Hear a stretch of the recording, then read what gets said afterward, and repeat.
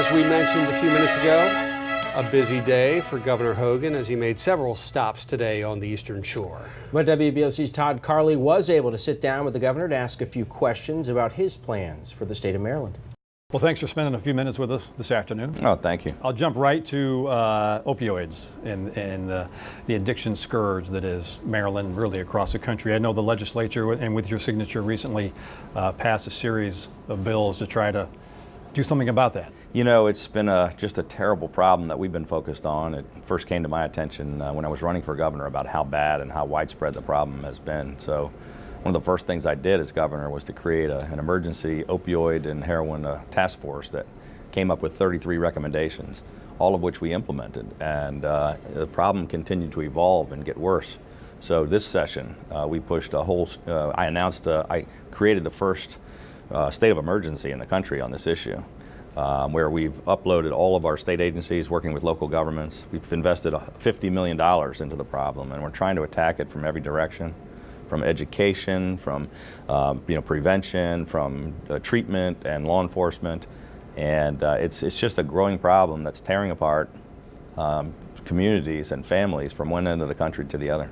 Yeah, I know you campaigning and as governor talked a lot about jobs, the lower shore. Also, you just passed a bill that will provide some tax credits across the state. How might that help the lower shore? Well, we think it's going to help a lot, and it's particularly focused on the lower shore, Western Maryland and Baltimore City, areas that have not experienced the same rate of job growth as the rest of the state.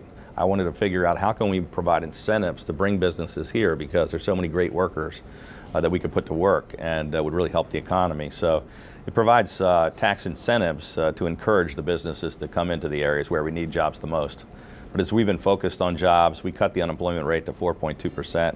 We've had some of the best job growth in the country, and we went from losing 100,000 jobs to gaining 100,000 jobs, and we're going to continue to focus on it. We need more jobs on the shore, and I believe this bill will help provide enough incentive for manufacturers, particularly, to come here and put people to work. Tied to economy, jobs, the condition of our beaches, the tourist industry in Maryland. I know you've got some money in your capital budget for beach. We just put $2 million into beach replenishment. We also got $2.4 million from federal dollars that we just announced. And so together we're going to have the money that the Ocean City needs to replenish the beach. And immediately after Labor Day, the beach replenishment campaign will get to work. Lastly, I know you made a lot of visits to the lower shore. What's your specific interest in coming down here a lot? Well, I love the shore, first of all, so even if I weren't governor, I'd be down here a lot. But I promised the people on the lower shore that they were no longer going to be forgotten or neglected, and that I was going to pay attention, and we were going to come here and listen and try to help people with their specific needs in this community. And we've done what we said we were going to do. Well, Governor, appreciate your time today. Thank you very much. Appreciate it. To catch Todd's full interview with Governor Hogan, head over to our website, WBOC.com. You can click on the Web Extra page.